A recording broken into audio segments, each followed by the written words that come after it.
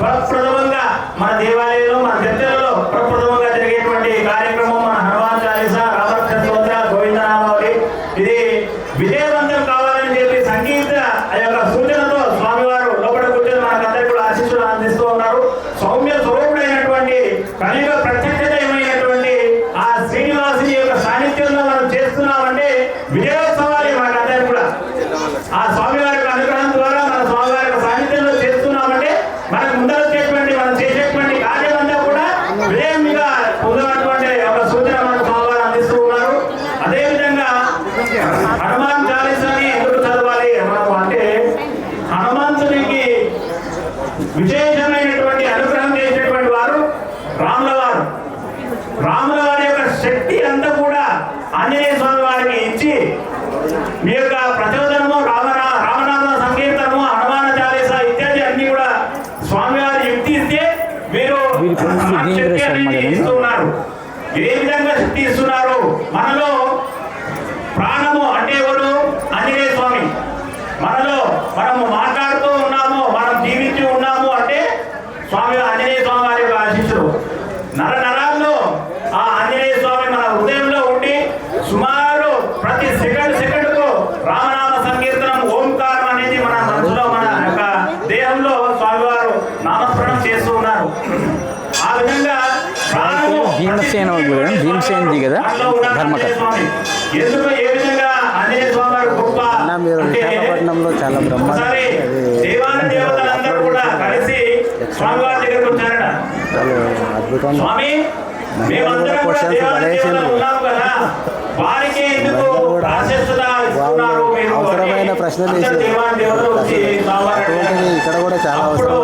మీ దేహాన్ని నిర్మాణం ఆ దేహాన్ని నిర్మాణం చేసిన తర్వాత ఒక్కొక్కరు మీరు ఒక తుగాభిమాన దేవత, మనం మాట్లాడడానికి ఒక దేవత, చెయ్యి పైకి ఒక దేవత, మనం నడవడానికి ఒక దేవుడు, ప్రతి ఒక్క మన అవయవాల్లో ప్రతి ఒక్క దేవుడు విస్తృతమై ఉన్నారు మనలో. అలాంటి యొక్క దేవాలయాలు కాలో ఉన్నటువంటి దేవుడు కాలుకు వచ్చాడు, చేతిలో ఉన్నటువంటి దేవుడు చేతికి వచ్చాడు, హృదయంలో ఉన్నటువంటి దేవుడు హృదయానికి వచ్చాడు, తుగాభిమాన దేవత మాట్లాడడానికి ఒకటి దేవుడు వచ్చాడు. ఇలా ప్రతి ఒక్క 360 దేవతలు మన దేహంలో ఉన్నటువంటి దేవతలు. ప్రతి ఒక్క దేవుడు కూడా దేవత కూడా మన ఆ యొక్క ఏదైతే కృత్రిమాన్ని నిర్మాణం చేసినటువంటి భగవంతుని యొక్క ఏదైతే దేహం ఉందో ఆ దేహంలో ప్రతి ఒక్క దేవుడు వెళ్తూ ఉన్నారు. వెళ్తుంటే ఆ దేహంలో చలనం లేదు.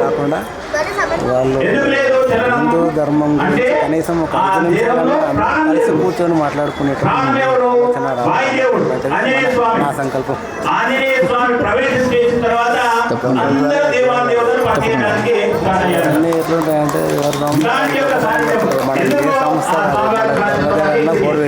అదేవిధంగా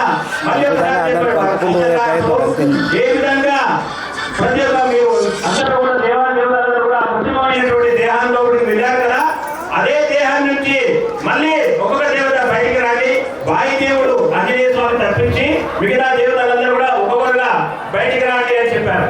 అప్పుడు ప్రతి ఒక్కరు కూడా చేతికి అభిమానైనటువంటి దేవత బయటకు వచ్చారు, అంటే చేతి పడిపోయింది. కాలుకు అభిమానైనటువంటి దేవత బయటకు వస్తే కాలు పడిపోయింది. తుగాభిమాని దేవత మాట్లాడడానికి రాదు. కానీ ఏ దేవతలు 360 దేవతలు బయటకు వచ్చినా కూడా లోపల ప్రాణం ఉంది. మనం ఎందుకు హాస్పిటల్లో మాట్లాడుకుంటాం? ప్రాణం ఉంది, ఎలాగైనా సరే బతికించండి స్వామి అని చెప్పి. కాలు చేతులు లేకున్నా సరే మా యొక్క మనిషిని మేము బతికించుకుంటాం, మేము చూసుకుంటామని మనం అందరం కూడా తల్లాడుతూ ఉంటాం. అది ఎందుకు? వాయుదేవుడు అనుగ్రహం ద్వారా. వాయుదేవుడు ప్రాణం మన దేహంలో ఉన్నటువంటి ఆ సాన్నిధ్యం, ఆ శక్తి, ఆ ప్రాణదేవుడి యొక్క అనుగ్రహంతో ఉన్నటువంటి శక్తి. కాబట్టి అందుకే హనుమాన్ చాలీసా కానీ హనుమంతుని ఎందుకు ఆ శక్తిగా ఆ ప్రాణంలో కూడా ఉన్నటువంటి ఆ శక్తి ఎవరు అంటే వాయుదేవుడు, అంటే ప్రాణదేవుడు హనుమంతుడు. కాబట్టి ఒక్కొక్క దేవత బయటకు వచ్చిన తర్వాత కూడా ఆ దీపం కదులుతా ఉన్నది, దీపం ప్రాణంగా ఉన్నది. ఆ విధంగా ఎందుకు నేను ప్రాశస్త్యం ఇచ్చాను ఆ ప్రాణదేవునికి, ఆ వాయుదేవునికి అంటే అప్పుడు ఆ స్వామివారు చెప్తారు, ఇందుకే ఈ దేహంలో ఎంత దేవతలు బయటకు వెళ్ళినా కూడా ప్రాణం ఉంటే చాలు, మనం బతికించుకోగలుగుతాం. అవసరం. కాబట్టి అలాంటి ప్రాచ్యత ఆంజనేయ స్వామికి ఉంది. కాబట్టి మనం కూడా ఆ స్వామివారిని ప్రార్థిస్తూ, స్వామివారిని జపిస్తూ, భగవన్నామస్మరణ చేస్తూ ఆంజనేయ స్వామి ఆ శక్తి మనం అందరం కూడా పొందుదాం. ఇదే విధంగా ఈ యొక్క ధార్మిక కార్యక్రమాలు విజయవంతం చేయాలని